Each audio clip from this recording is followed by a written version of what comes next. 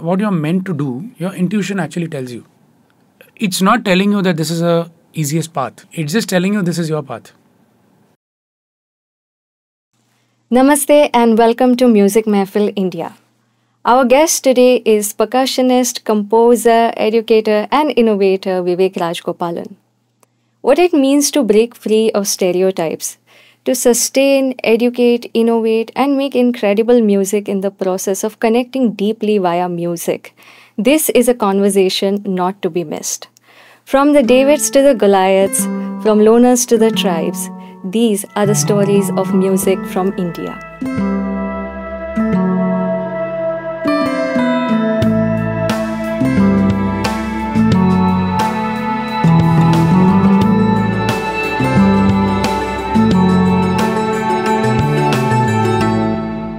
Well, how did your music journey start? When did it start?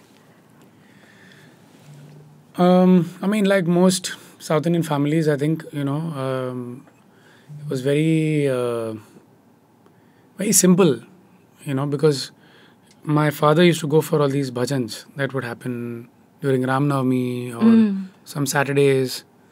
So I would go with him and, just play what you call the ganjira, which is a frame drum. Yeah. Which you play with one hand. There was no training that time, of course. We would just, go and play for fun.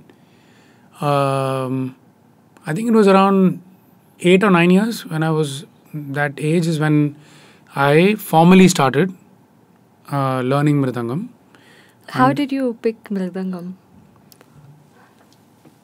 I think, at that age to say that I picked a mridangam might just sound very wrong, because you're not aware of too many things. But it's an instrument maybe which I saw more often. It's like you land up picking the thing which you see more often. Yeah. So that's the instrument that was around. And I think it's in that sense, if you look back, it's maybe the instrument found you rather than, me finding it in that sense. Because at that age, you don't have the awareness of what, you just go to the most attractive thing that's around. And mridangam was around, right? So because I would go for concerts and that's how I saw it. And then my cousin and I, who were neighbors, it was just convenient because a sir, my Guruji T.S. Nandakumar, he would come and, he found 2 students. So this is what city? Mumbai? Mumbai. Yeah. So I grew up in Villaparle, which is predominantly Gujarati, Marathi. Yeah. I'm saying that because otherwise 90% of the time people think because I'm a mridangam player I come from Chembur or Matunga. Matunga, yeah. But I actually grew up in Villaparla, which is the heart of, Gujarati, Marwadi Christians, because we had a Gautan. So it was, I think in that sense, there were 2 odd people in that area who were playing mridangam. Nice. And did you always see yourself become a professional musician? No. I don't come from a family which I could have taken that risk of becoming a professional musician. So thankfully I was decent in my studies. So unlike a lot of them who, are not good in studies and run away from school and then become musicians. So it added to my confusion because I was fairly decent in my academics and all that. And then when I went to college also, I had not thought of taking it up as a profession. But it was when I was 17 or 16 years old I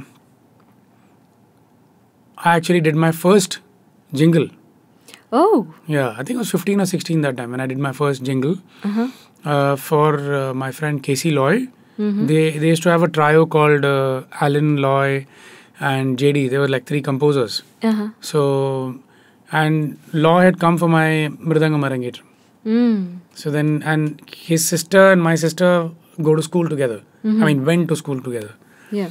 So, so I did my first jingle and I was just like, how do you play for 1 minute, Yeah. Because I had no concept of playing for that short. And I always thought if I just play one ta and ti, it'll be over, But then I actually landed up designing an entire percussion thing Yeah. for that 1 minute ad with Mridangam, Ghatam, Ganjira.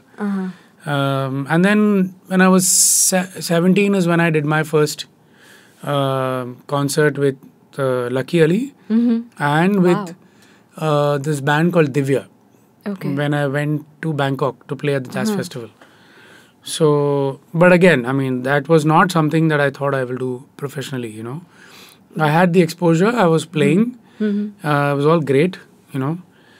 People thought I was really cool because I was playing with all these guys. But I had not decided that I'm going to do this professionally. What decade is this? Late 90s, 97. Yeah. 97 is when I played with, started playing with Lucky, and then 98 is when I think we did recording for Sifar. And yeah, it's 25 years since then. Yeah. You know? But like I said, I had not thought about it in taking it professionally, and because I mean, there was life that was there parallelly, right? Yeah. So my father was a little ill, you know, that time, and he had to leave his job and all that. So I had to make sure that there's some money that is there to, if nothing, at least take care of myself, you know. Yeah. So yeah, I mean, and then I did my XIC. I did advertising and marketing from Xavier's because I realized I didn't want to be a CA. You know, everybody in my college was either a CA or an MBA. Yeah. And like sometimes, you know, destiny shows you ways. I had actually applied for my MBA classes, and the check bounced. You know, the check bounced because I think I wrote the date wrong or something like that. And funnily, normally I don't go and meet astrologers and all that. But for some strange reason, that time my parents were seeing this astrologer, and they said, you know what, this astrologer says your horoscope is very interesting, he wants to meet you. So I said, sure, but I won't pay anything for it. I'll just listen. And I'm listening only because he wants to say it. Okay. So I met him, and the first thing he said is, you know, you are very artistic, and if you go towards artistry, it'll be great. Anything else is not going to be that fruitful. Wow. So, and I'm like, oh, that's pretty direct, you know. And I remember, like, during college days also, I would study really hard and I wouldn't get, you know, the desired result. So, I said, okay. And then, coincidentally, 2 days later, the check bounced for this MBA thing. So, I was like, okay. And so, I just took that check and I said, okay, I don't think this is for me. And then I did advertising and marketing. So I didn't give up academics. I still had it. I went and did sound engineering course from Bombay University. Oh. Because there was no... There was such a course? Yeah. University still has it. It was actually the only course back then. Yeah. Like 6 months course. I think... But that would be analog gear, right? Yeah, absolutely. Digital had just come in, but we did have analog also. In fact, they took us to NCPA to see the acoustic design of the place. I think I had this guy called Ali, who's a very, very famous sound designer, engineer, who's with YRF in my batch. And then I think Imran Hashmi joined for a few days and he left. So yeah, it was a strange batch. But yeah, I did my sound engineering from there. This is just side funny things that probably that just run around, you know. But yeah, I mean, like I said, I was pursuing academics. And then I even worked as a sound engineer briefly, interned in a studio in Worli. Very briefly, you know. But strangely, parallelly, I would go and do sessions, right? Yeah. As a mridangam artist or a percussion artist. And I think it was probably I was 21 or something. I did my first composer thing for 3 ads in one night. Oh. Yeah. Wow. So it was for a brand called Cheerio, which is a mineral water brand in the south. And it was directed by Joy Augustine, the guy who did Tere Mere Sapne. And I had to do three scores. And you didn't have... Overnight. Yeah. You didn't have so much computer, this, that. Yeah. So there were 2 artists, Ben, who's now in New Zealand, who plays the keyboard, who came as the guy to program that. And then there was Mukul Dongre, who came as a rhythm programmer. And we finished those 3 commercials in that night. And that was my first sort of Good rush. Yeah, I mean, it was amazing, to just finish that job and get, I mean, honestly, client approval was not so hectic back then. Yeah. People trusted the creative people behind. It was good. I mean, that as a break. But it was not easy because, I mean, now because of YouTube and everything, it's so easy to share your work. Yeah. Back then, when you didn't have any social media or any such thing like YouTube, you didn't know what to do. You didn't know how to approach people. What is a network? Who are these people? So I actually recorded. Kargil had just happened, and I recorded a track. Yeah. Composed a track. Back in the day, we used to have this studio in Vadala by. It was Nandi Uncle's studio, but his son Gogi used to run it. Okay. In fact, he was one of the most supportive, musician, engineers. Nandi Dugal is a very legendary. In fact, he's a guy who gave Kishore Kumar, Mahmood Rafi all their first tours. He was a ghazal singer himself. He is a ghazal singer himself. He was one who would actually take all these guys abroad. Okay. And there were two studios. One was a spool recording studio, which I've recorded in. And the other was a digital studio, which his son Gogi used to run. Yeah. And Gogi was like a full all heart kind of guy. I don't think anybody like that exists, because he was so full of heart that he would always. Ram Sampat's album Colorblind was recorded in that studio. So he would always support independent artists when there was no word called independent music. Correct. So I mean, I did my first sort of jingle there, and I would go around famous studio, anybody whom I would think, some link somewhere. And till one day, finally somebody said, this is not going to get you work. You should take up any ad and score for that as a sample. Yeah. Then it becomes an ad showreel and then you show it to people. So, yeah, it was never easy. It was never easy. And I kept doing that, but in the side, I would pursue my professional career as well. So, this is early 2000s? Yeah, absolutely. Yeah. All of 2000, 99, 2000. What was happening in the live scene around that time? We had Raspberry Rhinoceros as a club. Yeah. And we would do, all your Bombay Black and, Shire and Funk. There was no Shire and Funk, there was Randolph, who used to do, concerts over there. I mean, very small group of people who would come and play. And of course, I would go and play classical music as well. I mean, for me, these were like two different spectrums, of audience. And in a very strange way, I never saw this audience come there or that audience come here, ever. So those are my observations in my early life. College friends coming and asking me, क्या है ये मृदंगम ढोलक जैसा है क्या, ढोल है क्या, and I'm thinking, no man, So I've gone through all these stereotyping for a very long time, to such an extent that I stopped explaining it after a point, But I lived with it, in the sense, for a very long time.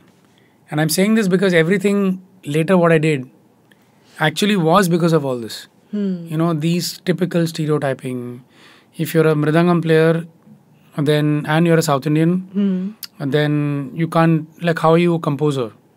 Because this idea, thanks to A.R. Rahman, had already started peeking in that if you're a keyboard player producer, only then you're a composer. Yes. Right? Yeah.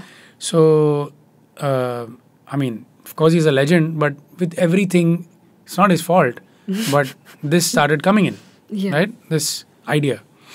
Like I remember Ram Sampath was a fabulous music composer. He was also a keyboard player, producer himself. Yeah. So that thing of people who are composers who did not necessarily play an instrument had got left behind. Yeah. Now suddenly you had to become a keyboard player, programmer, to be a composer. So all these sort of stereotype that you start dealing with. So it took a while, to be honest, to take it professionally from the meaning of the word which society has, right? Which is to earn a monthly salary. Yeah. And in that, I would say my mother's encouragement was actually what I was able to stand on. Yeah. Because I never believed in it. Like I used to ask, why do you have to earn monthly? Why can't you earn daily? Yeah. What if you earn weekly? Like who decided that only if you earn monthly, yeah. And you're this successful? is an India thing, because everywhere else they value their hours. Sure. Yeah. In the terms developed of world, hours, at yes. But otherwise, even there is an idea of a monthly. of being a professional. Yeah. That if you're whether it's hourly, my thing was, why does it have to be only if you're monthly or hourly or weekly? Is that you could just be earning what you're and sustain yourself, and it doesn't matter whether it's 3 days in a row or 30 days later. You know. But I did tell myself that it's important to sustain yourself. I'm not going to be frivolous about it also. That I'm a musician and dekha jayega. We'll see what happens. And even in your early 20s, you were not like that. Because I didn't feel the sense of entitlement. There was responsibility. Of course. So I never felt entitled to do any of this. So the responsibility came in, and like I said, my mother one day when I was working in an agency. I took up a job. Yeah. And ad agency. Yeah, and I, of course, again, typically people would think I was in the creative, but I wasn't. I was in the client servicing. Oh, that was going to be my next question. Yeah. So in fact, my creative team always used to say, "How are you there?" I said, to make your life better, because I understand you, so I can sell what you're doing better. So they would always say, "Wow, that's the best, client servicing like team that we can make." So I did dig into. In fact, when Skoda was launched in India, I was a part of the team, and then I had left. Like after the launch, I left. I was servicing Videocon, Akai, all these brands that time. But this was a stint of 6-8 months. Yeah. But I continued it because music was there, but still, I just felt I don't want to just detach and just be on my own. Because like I said, I didn't have that liberty to do it that way. So I was carefully doing it, and of course, there is no social media to talk about. Life was way real, in that sense, where if it's tough, it's tough, and you deal with it. So yeah, I mean, like I said, my credit goes to my mother, who came and told me one day that you don't look happy doing this. I said, what do you mean? Like, yeah, you don't look happy. Just do. If you're not happy, don't do it. Just do what you feel like. And I think that was my transition time where I took that leap of saying, okay, let me see. And this was easily when I was 23. But very progressive attitude. Sorry? Very progressive attitude. Yeah, I mean, it's... we can sit and rationalize everything, We can sit and make a PPT and Excel about everything. But somewhere, I think, what you're meant to do, your intuition actually tells you. Yeah. It's not telling you that this is the easiest path. It's just telling you this is your path. Is it safe to call that a calling? Absolutely. It is your intuition which tells you to go in this direction. And not telling you whether it's not telling you this is safest. Yeah. It's just saying it's your path. Those are very two different things. Yeah. Because then if you think that, oh, your intuition is telling you to go this way and it's all going to be beautiful, that is not what it is. It's just saying go this way. Yeah. And it's going to come with its share of ups and downs, but it's definitely meant for you. Right? So you start following that. And and I think not, all the stereotypes of, if I played fusion music, the Carnatic fraternity would think I've stopped playing classical, assume. Yeah. Right? So a lot of people just stopped calling for concerts for the Carnatic fraternity. Yeah. Which is okay. Like I said, everything's okay, I never chased anything to the point where I felt, I have to do this or whatever. I said, fine. And then the entire fusion music fraternity would only work with a certain set of musicians. Right. Even to talk to those musicians would be very difficult. because it's such a strong. I mean, today it's very different. Yeah. Today it's all about I want to speak to everybody because that's what social media tells you to do. Yeah. But back in the day, it was not like that at all. If you're the more inaccessible you are, the greater you are as a musician. Yes. Yeah. So yeah, all of them were mostly inaccessible, right? And which is why I decided to compose my own music because I wanted to play, and I said, "There's nobody who's calling me to play, Yeah. so I'll just make my music which I want to play." So tell us about Mididangam and live looping. Yeah, How did you come to MIDI, that? that was all much later. As in, my learning was in MIDI was with a friend of mine whose name is Shri. He was a fabulous. I mean, he got popular with this duo called Batmash and Shri. Bass player. Right? Yeah, the bass player who lives in London. He gave me, I remember, a 15-minute course in MIDI. That was my learning about MIDI programming, and that's all I learned about anything to do with what is velocity, what is note length, and how you can actually access sounds. Everything is just a switch. What DAW was this on? I think it was on Cubase because I don't think Logic had come by then. Yeah. We just had Cubase and Nuendo, and I'm talking about 98, 99. So that was my first thing in MIDI, and because I learned it with such a basic thing, and I did use a few MIDI instruments back then. Mididangam happened in maybe 2006 or 7.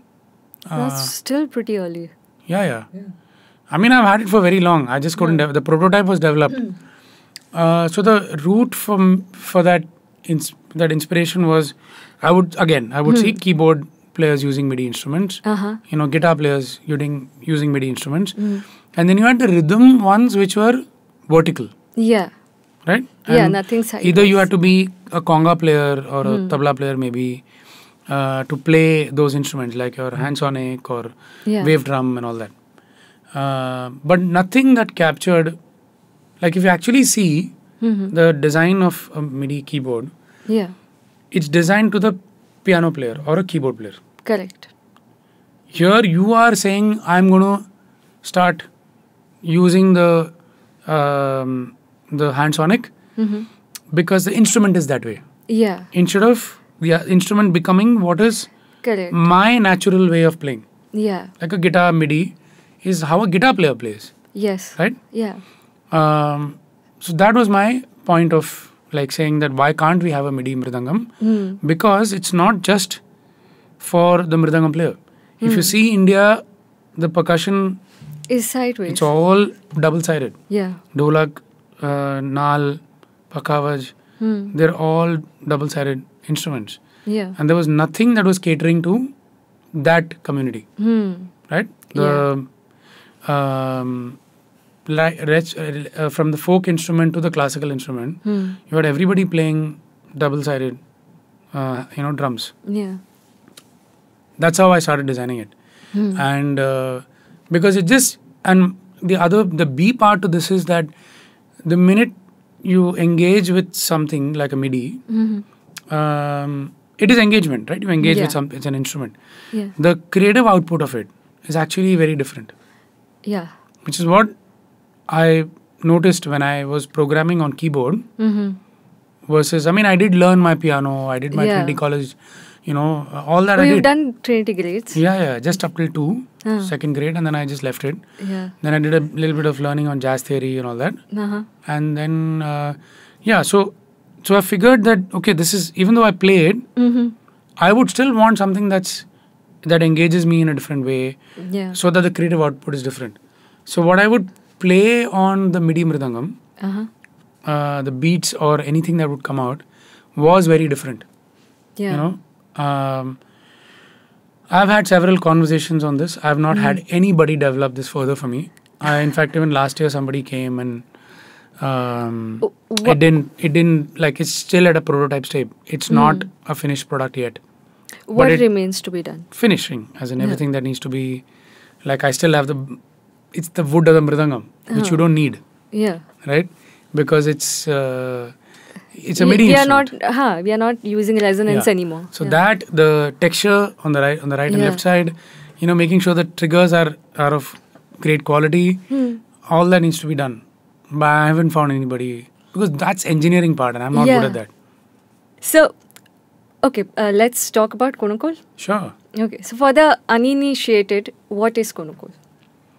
So, Konnakol is a vocal percussion art form. Right? Yeah. It's a language after that, right? Where you, like any other language, it has grammar and it has emotion. So apart from the fact that its innate nature is rhythm, but if you see it from a point of view of a language, every language also has its own meter and rhythm. Whether it's Tamil, Gujarati, Spanish, French, there is a certain rhythmical pattern to how a language actually is. So in that sense, it's a vocal percussion language which has been there for more than 5,000 years, and the proof of its own existence is the fact that it's existed for so long, right? I don't think any musician is greater than the art itself. Absolutely. Because it has existed for more than the musician itself, right? So, and the fact that it's accessible to anybody is what is the attractive part about it. That you are able to decode, understand, and like India primarily is not a read and write music. Right? If I'm not mistaken, most like strong cultural globally, I mean, like even if you take Spanish music or African music or anything that comes from even let's say folk music, they're not written music. It's all from your mouth to ear, right? And that's how it's been retained. So Konnakol has actually stayed on with that. The medium I learned you learn mridangam, where the medium of learning is Konnakol. Okay. Right? But everybody vocalizes it very differently, depending on the school. For instance? I mean, if I say, like let's say if a phrase like tikku taka tarikita, another school will say tikku tarikita taka. Another school will say rika chaka tarikita.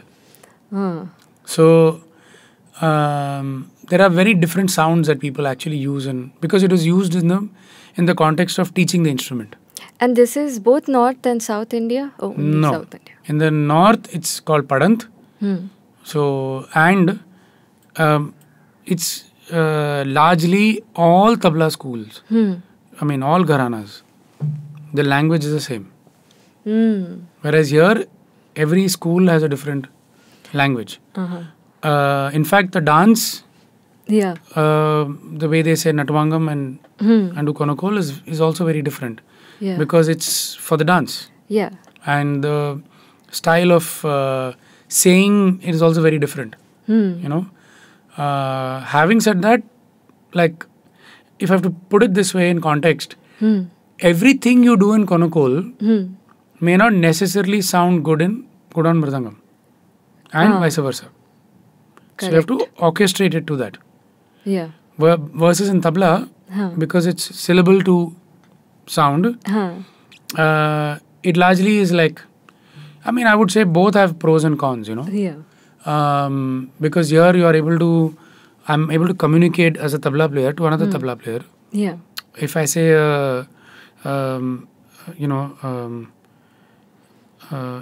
like a tirikita phrase, or a ghe, or a din, tin, all is the same. It means exactly the same.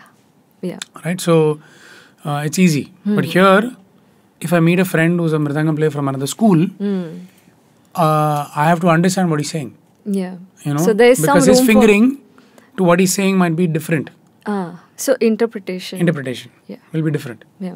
So I have to understand it and then play it. So in one sense, here you have a lot more vocabulary and it's free. Everybody can use it the way they want. Like if you actually hear the chenda players, they have a very different vocabulary. If you hear tabla players use it? They also have different sounds.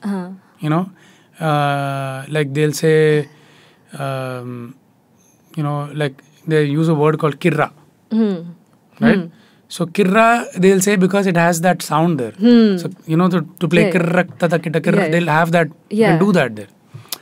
But you can't do that, there's no such sound in the mridangam. So, in that sense, it's a very forever evolving language, you know. Yeah. And you can incorporate other sounds in it. But at the same time, the grammar and the rhythmical, the school of it is fairly documented.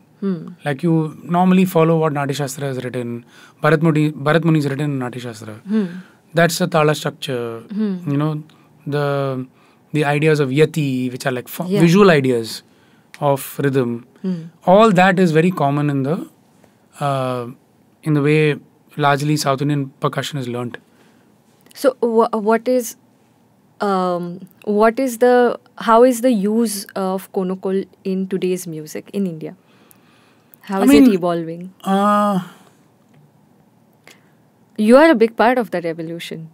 I'm not sure. I mean, for me, I just took it as a language which, like I said, is accessible to all. Because it was only accessible to mridangam players. Yeah. Right? For me, I just felt that that's a language that's actually accessible to everybody. And I mean everybody in the sense of not like, you know, just drummers and like schools in Europe and all that. I mean even to a community which is outside the social strata that you belong to. Right? So when I started teaching, let's say, Marathi or a Bhojpuri guy or a Gujarati, who've never ever even thought about Carnatic music, but because the language itself is so attractive that you are able to learn it. Yeah. You need some sense of intention to learn and also liking towards it, right? Only then you will pick it up. So I think it's, I mean, I can only speak for myself. I've never understood the macro of things because it's not what you see. It's what you perceive. Yeah, and it's also what people are showing you. I don't know if that's real, right? But at a micro level, I can say that when I started teaching rappers, the rapping community, and people who are into beatboxing, the entire hip hop community, it was definitely new. Because engagement is very different. Yeah. You know, again, like I told you about the Midi Mridangam, you engage with something, you engage with people, you engage with a very different community. Yeah. You know, you're not engaging only with the Chembur, Matunga circle, you know, where the echo, you know, you literally echo your own thing.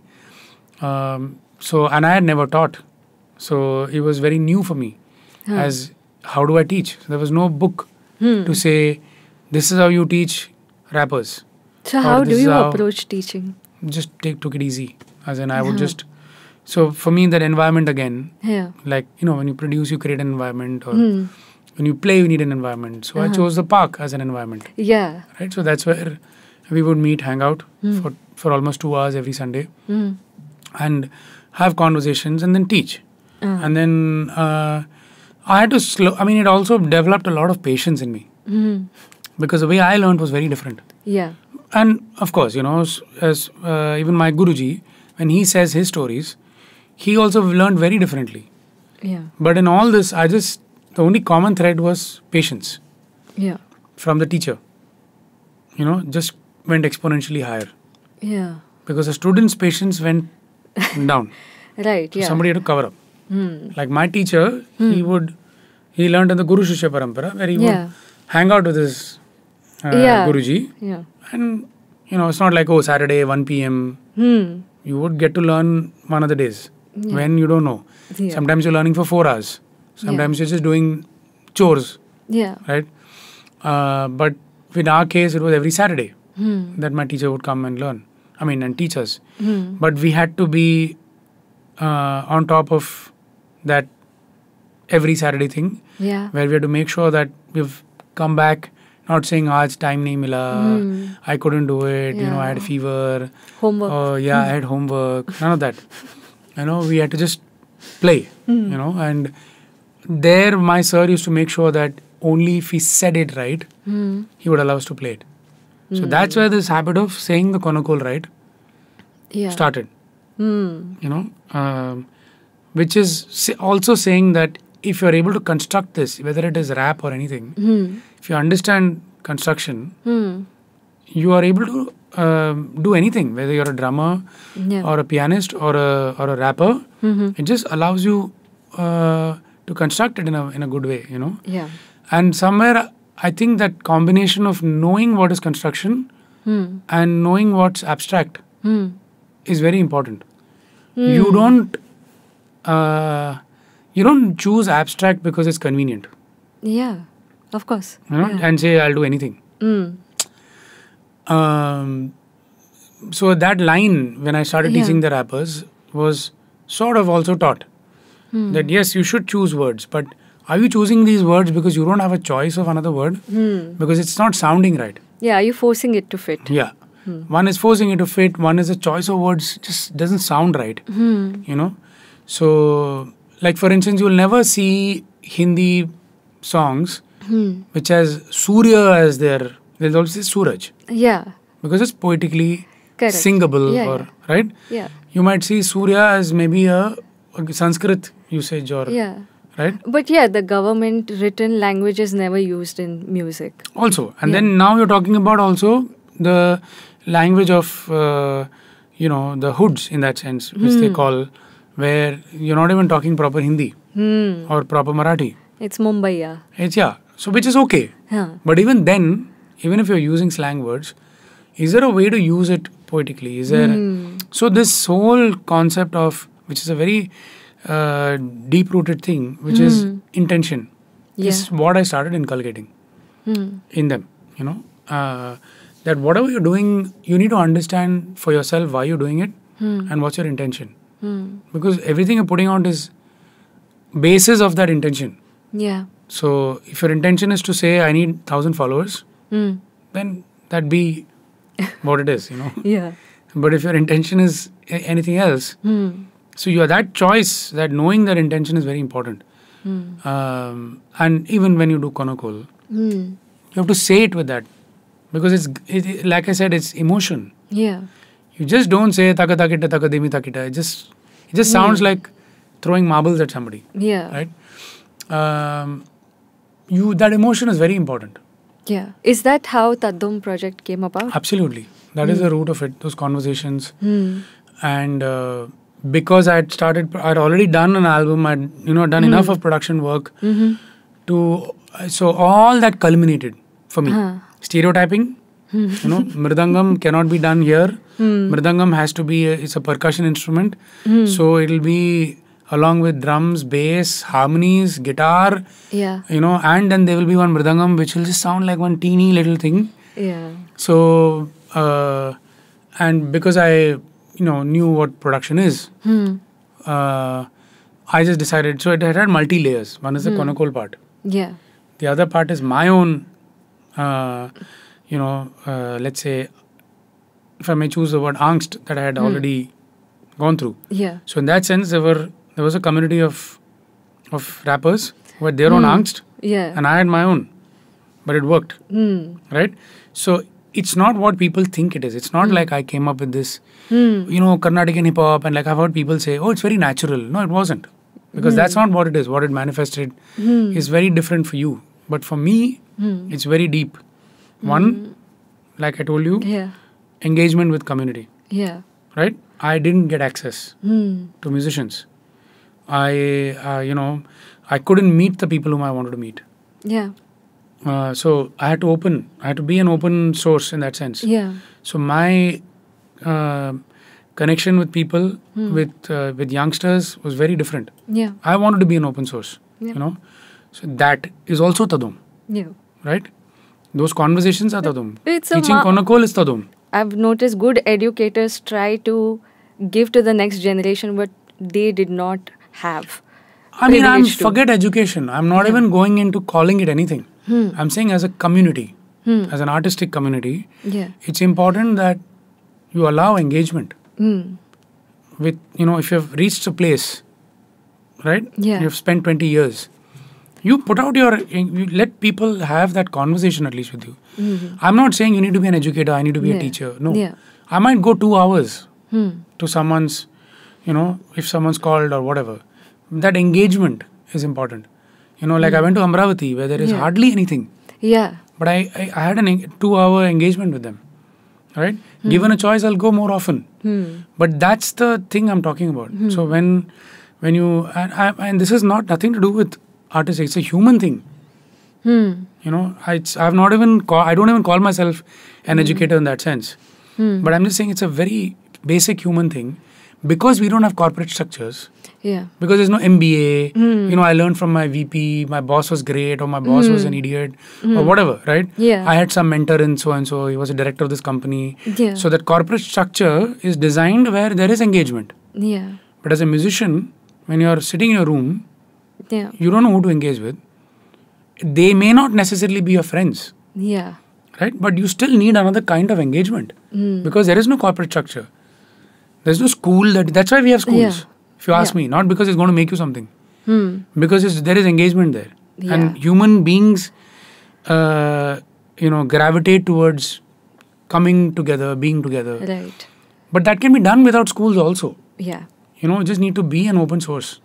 Right? So that is actually the crux of Dhom Project. Which is why I haven't let go of that. Just because I've released a few tracks and I released an album or I've done whatever, I've not stopped teaching. What year was this? 2015. And then since then, what lowest, has been my absolute lowest time. Nothing to do, and that's when I started to do this. Lovely. So, but then what has been the arc like for Dhom Project? It's been great. I mean, because I think I personally like to speak after I do things. So now that it's done, I think a lot of stereotypes, which is like I don't think even the rap community still thinks that Dhom is a rap project. Oh, right? Because it sounds different. It's not got it doesn't have abusive things. It doesn't have an 808 kit playing. Yeah. It doesn't have many things which is typical of how it's done. Which is okay, and I find it weird because hip hop actually came from being a counterculture, and then now you're saying you've formed your own culture, and you're not open to another counterculture, right? no. So producing everything, right? To say that why can't I have ethnic instruments or Indian instruments be the center of, like if you talk in the engineering production term, Yeah. I actually recorded them at very high quality, great microphones. Because studios have microphones, but I don't know why they have this obsession with, nothing against 58 and 57. Yeah. But only those for. But yeah, exactly. Percussion, yeah. Why can't you use condenser microphones and record them with good quality? And I kept it mono. Center. I wouldn't say mono, but center. Okay. No left-right panning of it. And I kept it center, dead center. Worked on, use plugins, which you normally do with other instruments also, to just make it sound like a drum. I changed the way mridangam playing was because if you're an instrumentalist, you need to play for the music. Yeah. I can't go as a classical So even in your mix, it's dead center. Yeah. All of them. Yeah. The baya, in Tamil we'll say Balandalai and Adandalai, which is left and right. Left and right, yeah. But for lefties, it's the opposite. Yeah. Right? Yeah. Or we say topi, which is a bass sound, is something which I imagined like a kick. And the right tonal sound is what I imagined as a snare. And I actually played it that way.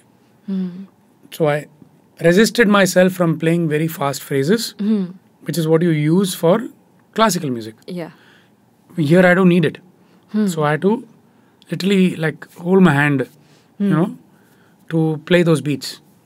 So the production was a totally different process altogether, to create that. And I knew one thing for sure after all my previous experiences, that when you're making an album or a track or whatever, the grammar of that sound is very important. So this is how you maintain the essence of different genres without really. Yeah. So if I go into producing something else, I will make sure that we have a vision or something, even if it's out of jamming or whatever, you know. But that's important. Before you hear the biggest of bands.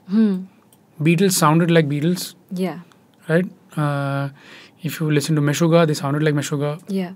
Right? So everybody had a grammar or a sound which they owned. You know, I can't just say, oh, you know, let's just put keys and that's all skill that comes later. Yeah. What's the sound that you're chasing? So for me, that was important. And I think with the first track, I knew I had figured that I was confident about the sound. It was the first Dhom track. So 24th Jan, I released the first Dhom track. 25th Jan, I called these boys to the studio and we worked on the next track, which was in a 5-beat structure, like, because why not? Yeah, this why is something not? I keep telling people. Yeah. How many times do you ask yourself, why not? Yeah. Right? If you're not asking yourself enough times, which means you've stopped seeking, Yeah. searching. It's not about seeking and coming to the perfect thing, but it's important to seek, to search, you know. So yeah, I mean, Dhom that way has been a very, again, like I said, I was not playing too much in India because I don't think, you know, it was all very cliched stuff that people expected out of quote-unquote independent musicians. Yeah. You know? Even out of independent musicians. Absolutely. You know, if you, with absolute respect to everybody, but the cliche used to be, if you're a guitarist singing Hindi lyrics, but it's almost English melodies. Yeah. Yeah. Then that's sort of a format you started seeing coming out of, because back in when I started, people were singing English. Yeah. Then this thing started where they said, "Nahi, if you start singing Hindi," yeah, but in a you know, like if I'm not mistaken, I think Parikrama and Denotion all earlier started as an English band. Yeah. They all changed slowly, right, to Hindi. In Denotion still, I would say by far, at least, even if they chose Hindi, like they say, a language has a lehja, right, which is how it sounds. Yeah. The compositions sounded Hindi, but then there was this whole, you know, cool thing that started, which was English melodies, but Hindi words, right? And then you had to be a singer. And forget an instrumentalist, I am a mridangam player. That's like third grade, you know, it's not even first grade. If you're a flautist or a sitar player or whatever, you're at least like next rung. What is with these hierarchies? I don't know. I think it's just nobody is... this is all people who have, in the part of the industry who have created all these things, you know, who create festivals, who call it independent festivals, and then make it super cliched. So, yeah, I think 2018 is when I decided that, you know, I'll give my last shot to this. And then if it still doesn't work, I'll stop. And that's when I applied for Viveick. And because I said, India, I'm not seeing, there are, I mean, nothing to do with the audience, but the people who are programming, taking, you know, never sort of, so I've never actually played many of these festivals, even today, which is so-called the popular independent festivals, right? But 2018 opened up like a big thing for me. It was tough. I mean, I pulled an elephant that time because I had to fund my own self. Yeah, that was... Yeah. How did you go about that? Because... I mean, I'll have to do a separate podcast on that because it's a... But if I have to say it in a nutshell, it was tough because after getting selected, which is like the first step, you say, because out of 3,000 acts, they select 18 showcase artists. Wow. And your 18 showcase artists, you get to play to the... This is Viveick. Okay. You get to play to the industry people, which is you have all the festival people coming there. Yeah. Viveick is rooted in which country? It happens everywhere in Europe. Okay. It could be anywhere. Okay. So I think it's called Piranha Arts Foundation, which is the foundation that does it. But it's a trade expo, essentially, where, you know, you have people from... Kind of like our Palm Expo? Not at all. Not at all. Yeah. But in the... Let's say in the technical sense of it, that it's a trade, it is. Okay. But in the scale of it and the way it's done, it's like something else. Right. And I would encourage people who who are artists from India, if they think they have an original sound which is different and not able to find a footing here, to definitely apply. Or if not, go, if you can afford it, go for it as a participant or as a delegate. Just go visit it, because it definitely opens your eyes and ears to what's happening in the world music scenario, right? And that is what opened doors for me to play at WOMAD. And like 2009, I remember writing to WOMAD and I had got a rejection email. But then 2019, I was invited to play there. And I discovered this only because you were playing there. I did not know about this. Yeah, before that. Yeah, it's a beautiful festival. It happens in many parts of the world. The Charlton Park one in UK is the main big one that happens. In fact, I think it just got over in July. There were many people there. The publishers. So my engagement was very different. Yeah. They saw a sound that came from India, which was completely original. And that's what worked for me. Not because I was somebody, not because I was somebody's son, or I had, influences, or I hung out with people every weekend, only because they saw the sound for what it is. Yeah. And nobody came and told me there's no English rap here. Yeah. Because you were rapping in Gujarati, Tamil. Yeah. And it didn't matter, right? Yeah. Because overall sound is what mattered. And the festival director of Shambhala, we were the featured artists that year. When I say featured, when you open the directory of artists who are playing and the big artists who are playing, it said director's pick. And then WOMAD also did a little documentary on us. So it's not like we did an opening act. Is this available online? Yeah. So it all just happened. BBC Arts are featured us. Ashanti Omkar called us for an interview there to BBC. And then we did Oslo Mela after that. No manager, no booking agency, no PR, Complete nothing. DIY. Nothing. Yeah. DIY and going with people who are first-time travelers. Yeah. It's not like I was going with people who had passports where they've traveled before, Yeah. or who had bank statements where getting visas were easy. Yeah. So in that sense, the entire journey of 2018, everything was literally, saying I'm going to give it my best test, if there's a word like that. Yeah. And with all the possible challenges and hurdles, is how far I pulled it. Would you say this was like the toughest one yet so far? Tough. I'm not too worried about it being tough. Because for me, it's always about saying, oh, I could climb this step. Can I see the next step?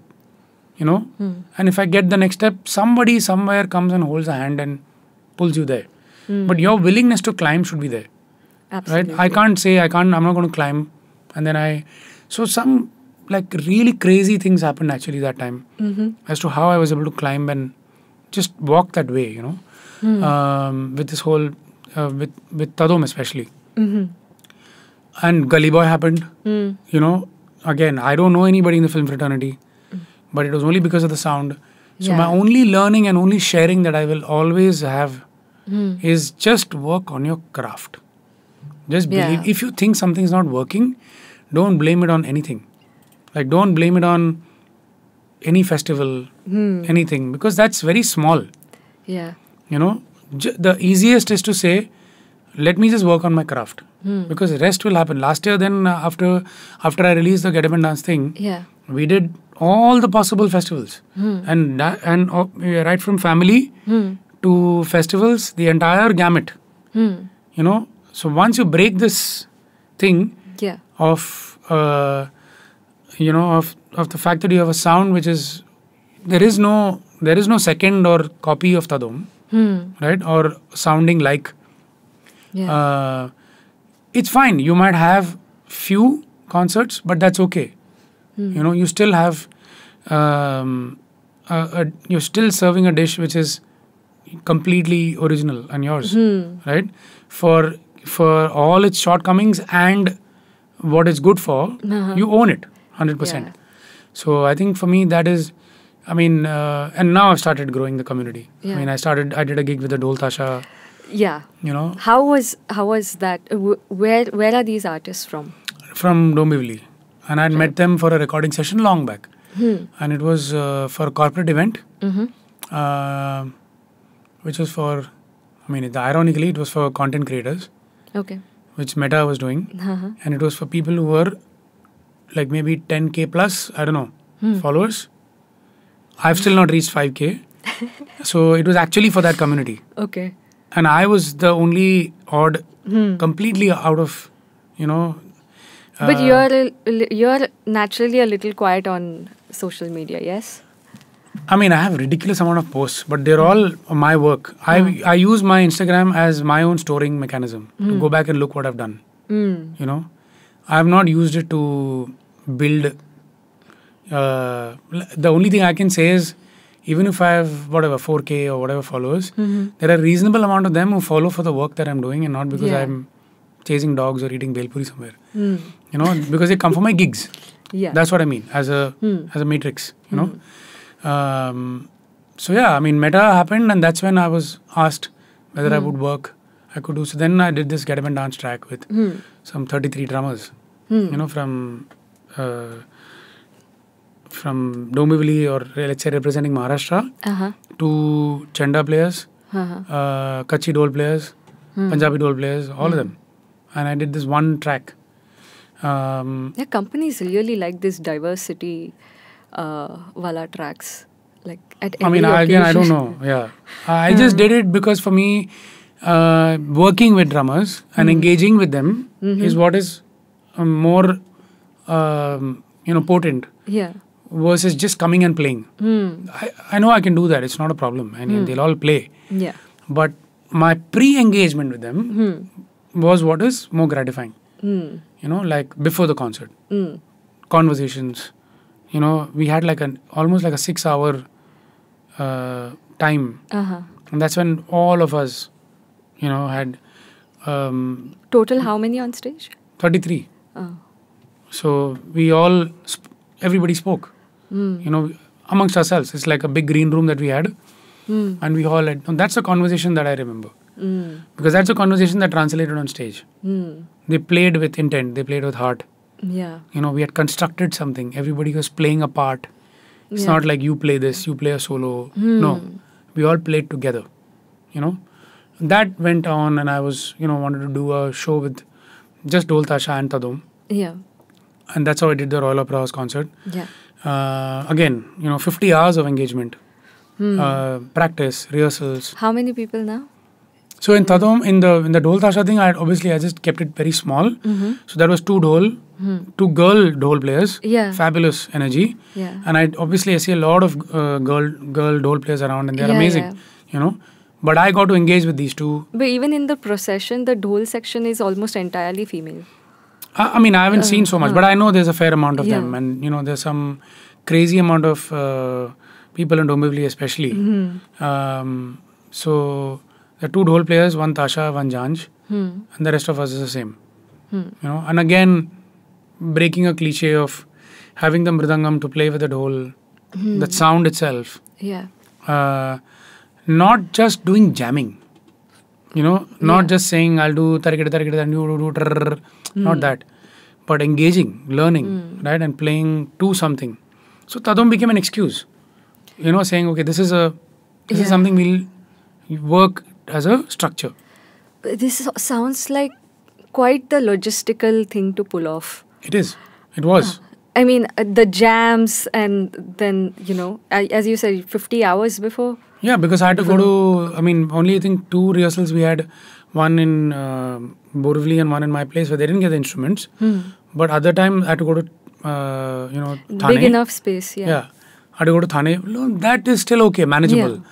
Yeah. But, just traveling, and then them they had to bring the dhol in a little van. Yeah. So the cost of it, right? Food, everything. And I don't negotiate those things, Of course. For me, all that has to be done properly. And I like I said, I do it most of it myself. Yeah. Right from choosing which font should go on Tadom as an artwork. To most of it, I'm pretty hands-on in that sense, And now I have somebody who does social media for Tadum because it just got too much for me. Yeah. But otherwise, and they also do it with a lot of love. And they're not engaging with me as a client in that sense. Yeah. So yeah, that's, again, for me, it's community engagement. Musicians engaging. What is the take home otherwise? Why are you doing this? Like, why are you a musician at all? Definitely the money is not enough. For me. Generally, is it enough? I mean, the amount of effort versus what you earn. No, I mean, money is, I look at it as two different things. You need the money to sustain, yes. Yeah. But take every opportunity that is there that you get to engage as, don't equate that.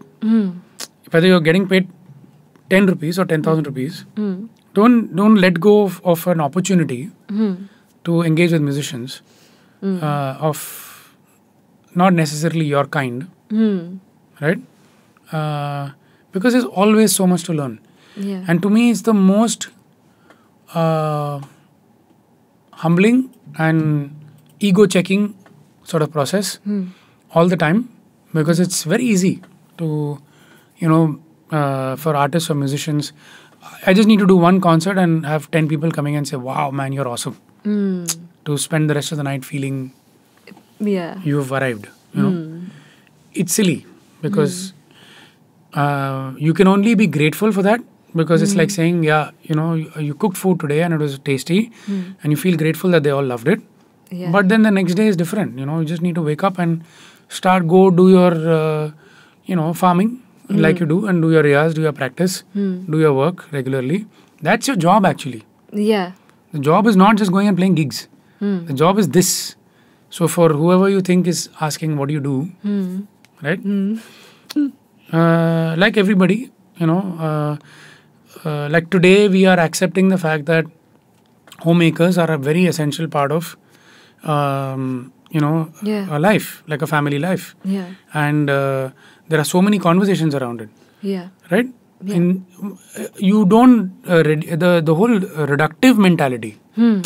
Yeah. And basis on the fact that are you earning a monthly salary, right? It's a very deducing theory mentality which you want to just reduce it to something, Yeah. saying, but you're just. What do you mean just? It's not just, right? Yeah. So, but in the same way, musicians also need to understand that your working is not going to somebody and working for somebody. You can work for yourself, and that is doing this, right? Which is working on your craft and doing that day in and day out.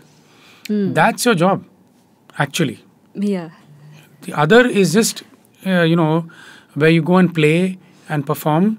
That's important to go as an art form, because that's another kind of engagement which you're doing with your audience. Yeah. Right? You're doing something which, when we go out to eat, it's the same thing. Right? When you go and eat and there's a chef who's there, that's his gig. Right? So gig is not something which only an artist does. I'm going and performing because can I go and spread what I felt as an artist?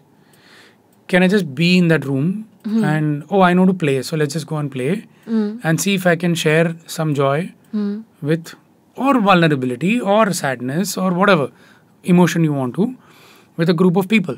Now, that could be 100, that could be 10,000. But that intention is what is sacrosanct to this whole process, which we forget. Yeah. Right? And I'm not saying you don't need to concentrate on presentation. Of course you need to. You need to, work on how you look on stage, how you present yourself on stage. All that is important. But this is very important. Yeah. That you don't take an opportunity. This is primary. To any opportunity. 20-minute performance, 1 hour performance, 2 hour performance, small place, big place. It's people who are lending their ears. Why the hell should they do that? What have you done that they should come and do that? Are you like giving them freebies? You're not. So take that point of engagement where there is a musician and there are people who are listening to the musicians. That's the whole concert. It's not just the people on stage. Yeah. This is a concert. Right? Yeah. So that gathering that happens, and that energy that happens is beautiful. That's why I always like to do one thing at least, one thing minimum, which is to do it at that point. Completely Feeling the improvised. audience. Just getting energy and saying that this is what I feel today, and then, you know.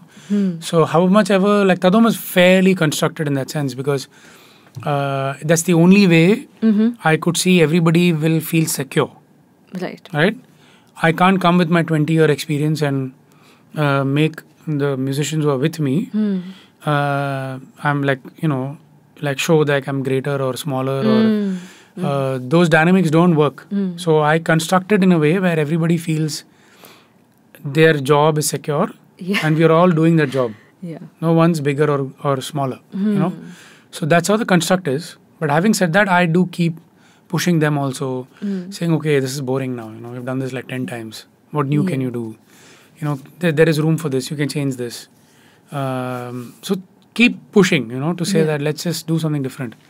So yeah, it's a lot of work. Yeah. Have you also been like researching into Indian percussion in a dedicated way, or has it been happening like on the job with it's projects? Always been some project or the other which has thrown me into learning something, you know. So like I did this project with you know, where we collected about my partner Aishwarya Natarajan. We had a company called Suno, which was into brand audio creating. So we created like an IP where you could pick colors and come up with notes for it.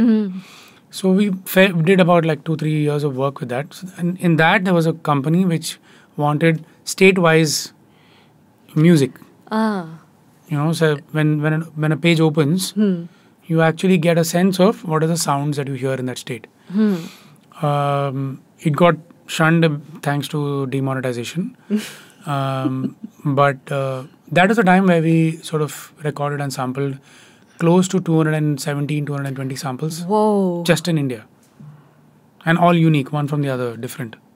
You know? I gotta get this list. Yeah, it was insane. It was pretty, and it was. So you found 217 people? Yeah, to like come from artists? Gujarat. No, so we recorded. You know, we remotely did everything. From Arunachal Pradesh to Nagaland to right up to Absolutely Kerala. every state? Yeah, but the funny thing is there is more. We had to stop more? because there was so much. Right. No, as in more in what sense? In like, for instance, there were more in Kerala. There were more different stuff in, let's say, Madhya Pradesh. You know, Chhattisgarh had some more stuff, but we had to stop, saying, okay, 15 are enough. What from Goa? There was Goa also. Yeah, the Goan music was very different, right? Yeah. The language itself is different. Yeah. And then you have the crossovers. Yeah. Right? So from... The Maharashtra tip is a little different than the Karnataka. Yeah. Yeah. And then there's some of them had Portuguese influence. So that it was very interesting to see how they had... How every state had these crossover influences also. Right. You know, Karnataka, Maharashtra would have something... The border will have a different kind of music there. But unfortunately, I haven't heard anything that is... You know... But so basically you can make a library of your own? We already have it. I mean, all 20-second samples, the library is there with us. Okay. I've also worked with like, you know, some tribal musicians in Chhattisgarh for a project. It's never, India's that way never ending. There's also singing and, you know, poetry, which is very, not poetry in the poetry sense, but like what they sang. Anything that would describe the sound of that place. Everything, which is to do with, you know, let's say religious functions till harvesting to, you know, weddings to, you know, celebrating all kinds of things. Even funeral songs. Everything. Yeah. Everything, you know, hunting songs. Yeah. You know, it was all there. So, and of course, I mean, rhythmically I found Maharashtra, Gujarat, South, super rich in how they played, you know, and the amount of instruments that were there. Yeah. In all these states. And they continue to make more, like by combining. Yeah, but none of them are unfortunately used in mainstream. Yeah. the Dhol Tasha players played their first concert on stage with me. These guys. They never played on stage. Yeah. So to bring it on mainstream, whatever we call mainstream, I'm not even saying mainstream in the sense of the Bollywood or the film sense. I mean to just bring them to festival concerts. Yeah. Or auditorium gigs. Just a larger audience than what it has and to making be. it, bringing them to other forms of music, contemporary. To me, that's more fusion, if I have to use that word. You know, where you're not just, thinking of it as a process of saying, India or West ko combine karenge. Melody और harmony को combine करेंगे, flute के नीचे distortion guitar करके combine करेंगे. Where's the prior to that, right? What's your intention? One interesting thing that you mentioned is the themes. Even thematically, at least I haven't come across that much variety in terms of like harvest or hunting, or funerals, or weddings, sure. Weddings and love and breakup, yes. But everything else, like a lot goes on in life. And it's there in the cultures, all cultures, across all areas. Yeah. But we don't quite hear it in the... Exactly. We just keep hearing love songs and breakup songs. Yeah. Right? I think very few people have done anything else outside that. And why not again? I mean, I'm just saying, let it be love songs, let it be breakup songs, let it be other songs, let it be funeral songs, let it be everything. I'm just saying, open it, right? Just let people express the way they want to. Unfortunately, with now social media, it's even become even more narrow, where you're saying what's working. Yeah. There are smaller feeding the algorithms, and people start feeling let down because they don't see success on, मेरे को इसमें likes नहीं मिला. I mean, you need to have social media for marketing, I get it. But don't sabko chipkao mat, don't stick to success and failure of a track or anything that you've created. Yeah. Based on the numbers that you've...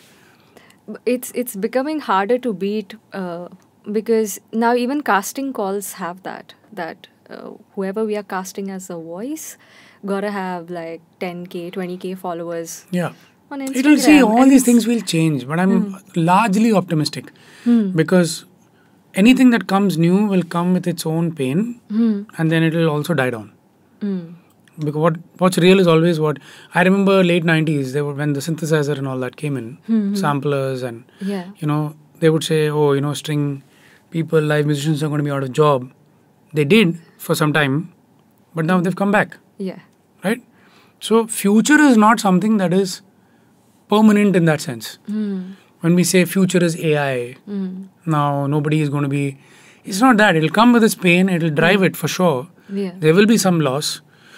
But it'll also drive human beings to say, let's engage more now. Yeah. Let's become better at our art. Let's not make it so predictable that AI is making me do... Because we're not predictable. I'm not what I am 5 years back. I'm not what I'm 2 years back. Right? So, if you've gone through so many changes yourself, which means that's our capability of molding, of changing, questioning ourselves. Yeah. Right?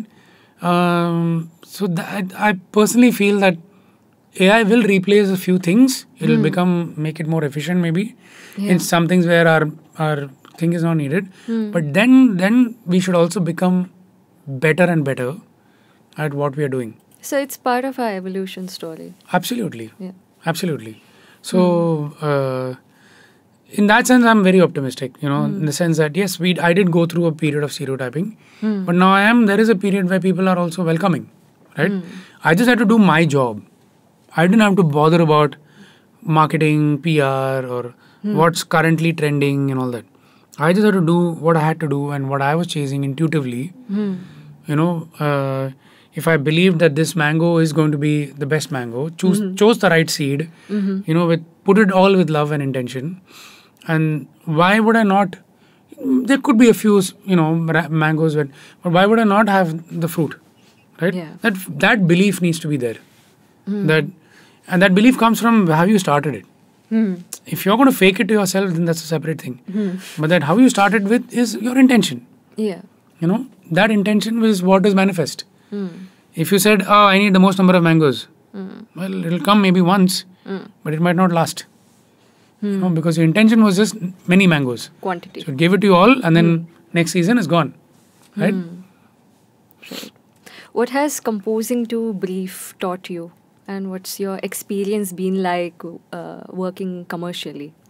To accept absolutely absurd ideas and to acknowledge that they exist because they question your own thinking. Yeah. And it makes you wonder that how could they even think like this, right? But yeah, so that's one part of it, the human learning part. And the second part has been to be quick, to be slightly like, if your brief is whatever and then you have to produce it in like 3 hours. Yeah. And then they give you a change and then again you need another 2 hours, 3 hours. Yeah. So slightly, I didn't want to go as fast as composing for television because I did that briefly and it was too hectic. I said, no, this is too much. I can't do this. Background score work for television. Yeah. But ads fairly that way was, even though it was 30-40 seconds or 1 minute, you had your, you still had like 3-4 hours, 5 hours to do something. So yeah, it just made me better, to as a producer to engage with my DAW differently because I wouldn't do those things if I was doing only my work. Yeah. Right, I wouldn't choose those samples if I was just doing my work. So it definitely added on to my craft, my understanding, So yeah, I mean, it taught a lot, no doubt. It did pay my bills. How have you handled the business side of it? You have to understand it as a business. You can't get too emotional, And I'm saying it very in a measured way. I'm saying, yes, you are emotional, but don't get too emotional also. You need to understand that there's a business side to it. There is a brand. They want to sell their soap or their toothpaste or whatever it is. Yeah. And then there is a service that you're giving them. There are copyrights involved there. You need to know how to make an invoice. Because when you go to even buy a shirt, somebody's giving you an invoice. Right? So very primary thing is learn to make an invoice. Learn what to write in the invoice. Yeah. Right? Because it's a legal document. Your invoice is your first legal document. Yeah. So learn to make an invoice. There is enough information as to how you go about writing an invoice, right? Right from saying what brand it is, what is the duration that you're selling it for.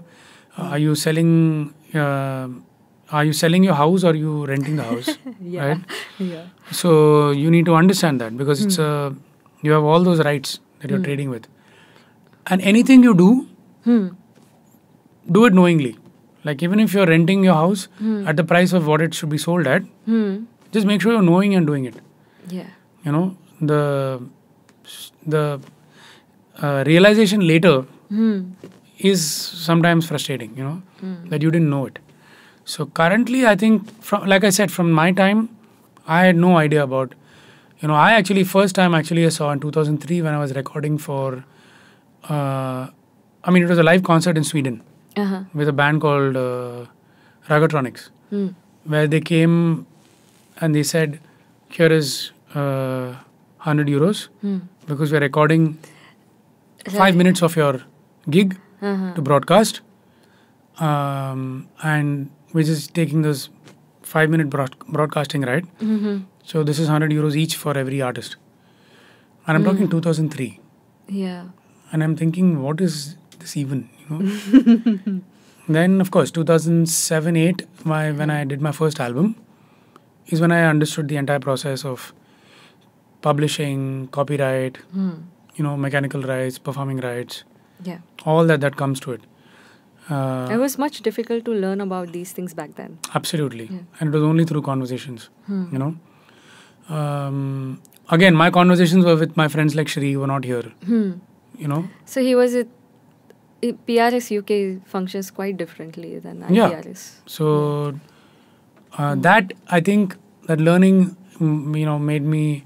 And then I realized a lot of people who are calling them established also actually had very wrong ideas of all these legal terms. And it's only through conversations with them I would realize that what is this guy even talking, Yeah.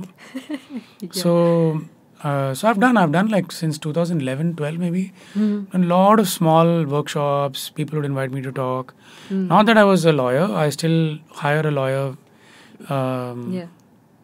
But you just need to know the basics of it, what you're trading in. The nitty-gritties, the nuances will always be, something will be always there, and where you need your lawyer to just, write it.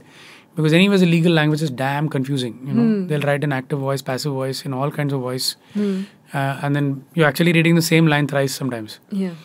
But I still feel largely you can read a contract. Yeah. And make your invoice with clarity. That was a learning I had, completely different side of learning, which I had, and I still do sessions on that once in a while. Yeah. So, don't you think it's important that anyone who wants to do this professionally should prioritize learning these things? Absolutely. I mean, absolutely, no doubt. Every businessman knows their business. Yeah. You have to know what is your cost, what's your profit, what are you invoicing for, and when you're talking about the business of music, right? Yeah. You're not doing kirtan somewhere. There are rights being, IPs being traded off. Yeah. You have to know it. It has to be. I don't know how many schools have it, but I know for a fact that I teach in one school. I don't know if other schools have it, where they have a dedicated, at least a few sessions on music business, on copyright. I haven't been invited for many, so I don't know if they're there. But I've always told them they should. Yeah, they're there, but they are still opt-in, and I personally feel that it should be mandatory. Yeah, it should be like grammar. Absolutely, yeah. It should be mandatory. Yeah. Otherwise, you're just sending How do you make money? Right? You can't just say, we are not living in the time of Raja Maharaja where when I did a great performance and the king liked it and he wrote a piece of land on my... Yeah. Exactly. You're not living in the time of patrons at all. In fact, you're only living in times of absolute exploitation. Right? So if you don't know, that guy is willing to exploit you in seconds. And sometimes what is funny is the guy who's exploiting also doesn't know that he's exploiting. Yeah. Because he thinks he's given an opportunity. So those are two different things. Giving you an opportunity and then exploitation are two different things. Yeah. So ignorance actually is on both sides. Yeah. And the client is sometimes very mad because he's not losing anything. Yeah. Right? So which is why it's even more important that you're informed. Like so well aware that you deal with it not with this idea of saying I'm going to fight with my client because he did this. No. But engage with them in a professional way. Tell them what it is. Ask them the right questions. Like a simple thing that as a thumb rule that I tell in all my sessions is get your brief, everything, what they want, what are the deliverables prior to your job. Yeah. As much as possible. Yeah. They might come up with one or two things later, but it's 95%. At least you know what your deliverables are. So you know what to quote. Right? Yeah. If you're just going to say, आप कितना charge करते हो? 1 lakh रुपया. What are you asking? What is this charging for and what are you quoting for? Yeah. Are you quoting for yourself? Like, what is this thing? What do you charge? My question always been, what do you want me to charge for? Right? Yeah. Just to come and sit in the studio? Do you is it on you to pay your session musicians? Sometimes I do, but mostly I don't do it. But sometimes I do. Recently for a job I did that because I knew the client is going to take too long. Yeah. So I took it on me and I just paid off. That's my own ethics. But some clients, some people seem to insist that no, just give us a ballpark and you handle all the expenses. However, the expenses are happening in real time and the payment is coming a month later. So. Yeah, many things to it. One is like it's not depending on the amount of money you're charging. Let's say if 30% is something that you're going to pay or 40% is something you want to pay, as advance, then you are paying taxes on something which is not yours anyways. So you're taking a tax burden on that. If you're charging GST, you're charging GST on that, right? So I mean, some people do it as a turnkey project. They have a company and all that. I don't have any company or anything. I don't do that scale anyways. So there are times when I just tell the client to pay directly for recording sessions. There are some times when I know that, it's a small fee. I'll just pay it off and finish it off. I just finish it. And then I'll wait for the client to pay whenever. Which also sometimes I do these days. As to I ask them, when you want to pay? What's the credit period you give? Normally I don't give more than 30 days. And people say yes, right? Many of them say yes. Yeah. Sometimes I've even said immediate. Because I don't know you. So the job is done, you please pay me and I'll... That's it. So, but if I know they're established and I worked with them earlier, then up to 30 days I'm comfortable. After that is just, like I said, after that is exploitation. Yeah. But then unfortunately there is no way after a point to ensure that they pay on time. Correct, because you're giving away your leverage. If it's 30 days, then it could be 40, Yeah. But yeah, I mean, everything has its own pain point. So, but at least the larger part of it, your licensing, your copyright, all that you've secured. It's only one thing, which is a term, which is probably bothering, right? Which is a bane of this industry right now. Yeah. Yeah, and each one puts it on the other, Yeah. So, what change would you like to see come about in this respect? In the commercial. Yeah. How do we take care of this? I just wish that people just get more professional, because there is a release date of a commercial. Yeah. So I think by the time the release has happened, everybody should have been paid by then. Absolutely. Yeah. And that's one point. Now, if you think your release is going to take 1 year, how? Right? Yeah. No, sometimes these things happen. Like I have no one commercial that I've done is on release only. They were going to release it in 15 days. And it's been 3 months, it's not out yet. Yeah. So, but that shouldn't be my problem. Because I've done my job, I've delivered. You have approved. So, I think somewhere the stipulated period should come in place. And, I mean, it's just too much of an idealistic world to say, expect clients to honor it, and say... That sounds so sad. Yeah. I mean, because you literally put it down on paper. We come from a culture where your word used to count for something. That doesn't count anymore. Yeah, we were never a paperwork culture anyway. Like my dad's generation, they are like, he said he'll give. Yeah, exactly. That's good enough. Yeah. Now, in spite of writing, nothing happens. Yeah. It's not even word. Yeah. It's written there. Don't do this. Like recently I had a situation where for a festival, it's written there that the video rights are mine. Yeah. That I'll have the video, because that's for live concerts. Everybody assumes that if a band has been commissioned to perform, right, that the video rights are theirs. They can hit the record button as theirs. It's not. You're only paying me a performance fee. You're not paying me to own any copyright. Right? You have to take permission, in fact, to shoot that concert. And that right is mine. Funny thing is, it comes across like the other way. So we will shoot the gig for you. No. You're not shooting anything for me. Right? I will allow you to shoot. I will let you shoot. And I will tell you how much to shoot. And how much you can use. For what purpose. This is my right. And it can be charged for? Of course. Yeah. Either you charge for it or you account for it when you're billing it. Because these days everybody does it. Right?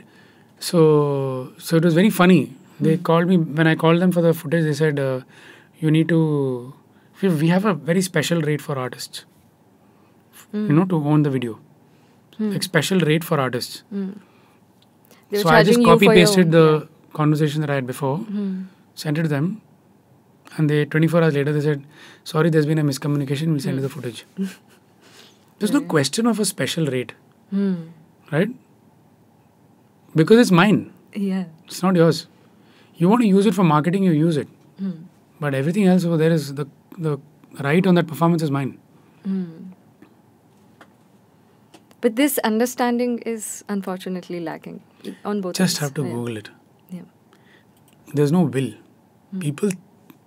Artists are happy to not know all this and play the pleasing game. You're not realizing nobody is pleasing anybody. They're all professional. So just look at it professionally. Just Google copyright, act, India, performers, or whatever, you will get it. It's all there. None of this was there. You can easily read what it is, and all you need to know is 3 or 4 things to understand what. You don't even need to go through the entire copyright handbook, which has stuff for cinematography, for people who are into other forms of art. Just choose your chapter and learn it and read it. It's very, very simple to understand these things. Another misconception I recently heard was that, because I have created this, now I have to go somewhere and register for the copyright. And it took me a while to get my point across that no, the minute you created the work, the copyright was already assumed as yours. When you say registered, you had to send a self-registered copy to yourself. Okay. The purpose of that is it's time-stamped. Yeah. Copyright works on, it's only when I challenge that you've copied something that you need to challenge. So what is the most crucial thing? Where was it done? When was it done? Yeah. Right? So when it says time-stamping, with the advent of DAW, your work is time-stamped. Correct. That's the reason why you don't need to copyright. When does it's mostly useful is like when somebody questions it or whatever, right?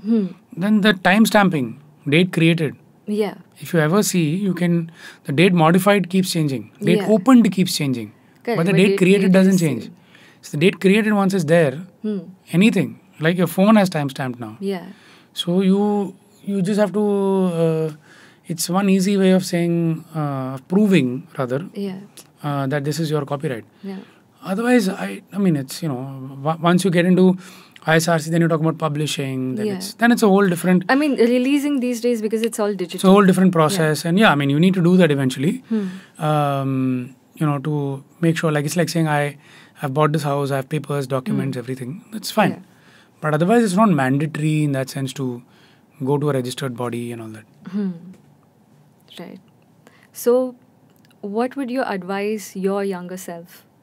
To my younger self? Yeah, now that you've had so much experience and gone through a whole evolution curve. I'm not sure I've grown up yet. That's a misconception people have about me.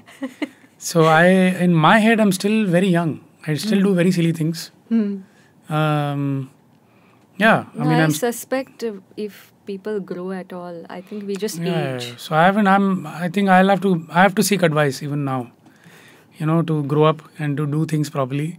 So who would you seek advice from? Like who? Could be anybody. Could be my mother, my wife. Within the my friends. Music community.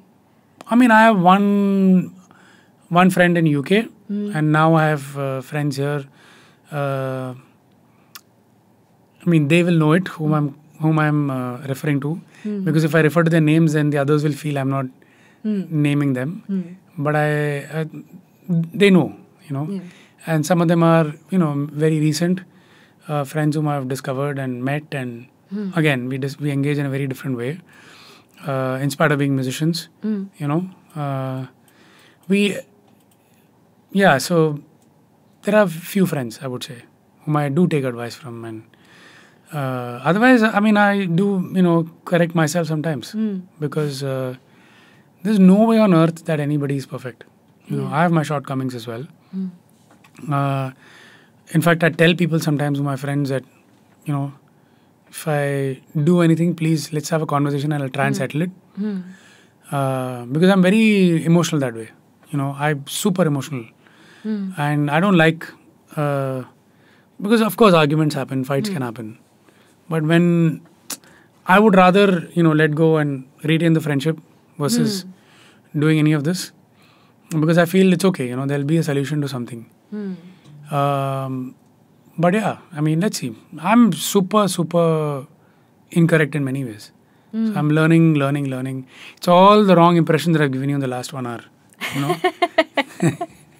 No, one thing I forgot to ask you is, what have your musical influences been? um, everything from Carnatic music to, I mean, I did hear a lot of drum and bass, electronic music in the 90s because it was big then. Otherwise, a lot of folk, cultural stuff that I hear. It's a complete mixed bag of things. But what has actually inspired me more than genres is that in every genre, I've always gravitated towards the most radical. I don't know that's a word, but like most vulnerable musicians. You know, like they're legends, but there's a side to them which is actually what has made them. Examples? Miles Davis, Tony Allen. You know, I mean, you read about all these people, and even some of the legends here. If you actually see Bhimsen Joshi's life, right, or even MS Subbulakshmi's life, it's a very different life they've lived actually, and I personally do believe that it's not rhythm and harmony and all is what makes music. It's your philosophy, because that is skill. I can go there and learn that. You can learn it from anywhere. What you don't learn, or you have to learn yourself, is the philosophy that you believe in. And if you actually read about all these people, they have very different philosophies, and that is what they chase. You know, and that's what is interesting to see that. Then when you hear their music, you see, that's what is reflecting in their music. You know, it's not any theory that we learn, anything. You listen to Bismillah Khan, you know, you listen to Vilayat Khan. They all have a very, when you hear them talk, there might be 3 things that they might say, which is their philosophy. And then that's enough to say that that's what is reflecting in their music, you know. So yeah, I mean, that is something that all my heroes, you know. Another very interesting that I've always believed in is that they're all humans. Right? So they're not perfect in that sense. Like we think they're God and all, right? Actually, none of them are, you know. They're just beautiful human beings. And they have been the ones who listen to themselves the most, listen to people the most, been the most vulnerable people around. And that's what made them. It could be any emotion. It doesn't have to be just pain. But I mean, that's the one we run away the most from, typically. I haven't. I mean, I can speak for myself. For me, it all actually started with reflecting pain, in a sense of I couldn't say certain things. You know, I didn't, you know, you go through confused phases in life.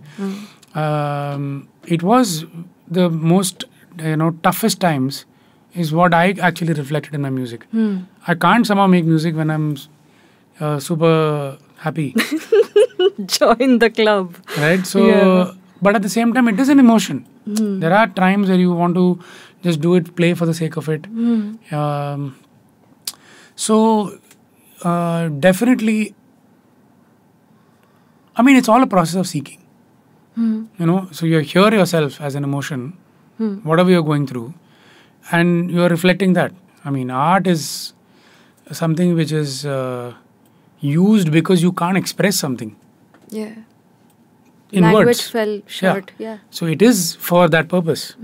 And then there are people who will say all kinds of things when they hear that, which is also something you need to accept. Right? They'll say, oh, I thought this is a background score for Spider-Man. But you never even had that, you know, in your mind. Like, because I used to do instrumental music earlier, everybody will say this is a good background score. I'm like, why does it... What's this obsession with being a score for a film? It could be background score when you're driving. It could be background score when you're reading. It could be something that you felt as an emotion. So, absolutely, I think it's any artistic life is using your own emotional journey as a source, for sure.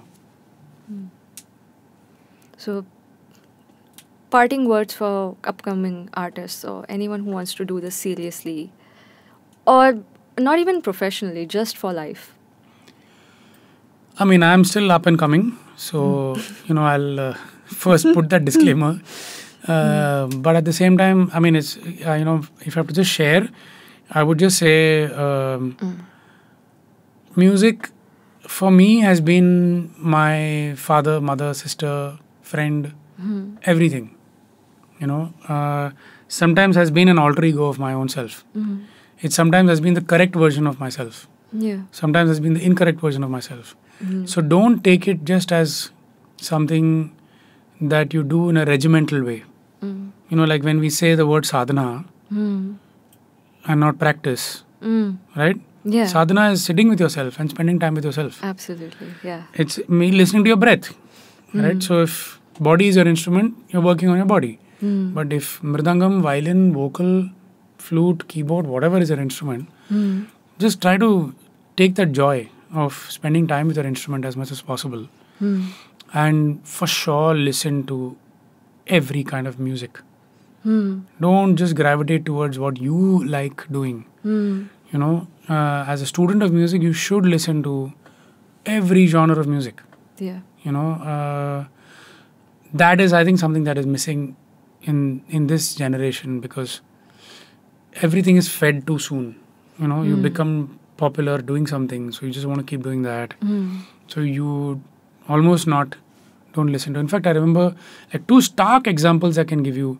One was Rajat Dolakia, who's popularly called as Juku, who doesn't, work with synthesizers. In that category of, he's probably heard everything that you can think of. He's probably heard your music also. You don't even know that he's heard your music. So he's that generation, okay? And his volume of how much he hears and how he interprets, right from scales to beats to rhythm to what he brings to ads when he does that, is mad, And then I met somebody like a rapper from Amravati. First time when I asked him, what do you listen to? He said, Qawwali. So that's, for me, these are like interesting things. So when you listen to different kinds of music, so coming to that, what I told you, it's his Qawwali listening is what is influenced in his work. Yeah. So definitely be the most vulnerable, which means be like a sponge, take influences, work on yourself. And I don't want to sound patronizing, but at the same time, I would just say choose your chase very consciously, which means do whatever you're doing, whether it's, chasing the algorithms, chasing art, whatever, choose it. Yeah. Because if you're not choosing it and you're doing it because it's supposed to be done, then you're going to end up with regret. Absolutely. Right? So that choice that you make, I want to have this drink today or I'm not going to drink today, make sure it's your choice. Don't do it because your friends told you to do it, because people told you to do it. That's a very important thing today with the choices that you make with music. That's about it. I think it's very simple and continue to learn. See if you can have more than one skill set, because that'll make you slightly more ready to sustain yourself. So develop at least one or two skill sets, minimum two, I would say, because the pandemic has taught you that you can't just rely on one thing. So you should have at least minimum two skill sets to sustain yourself as a musician. Is definitely something that I'll share as my 2-bit to the entire musician fraternity. Lovely.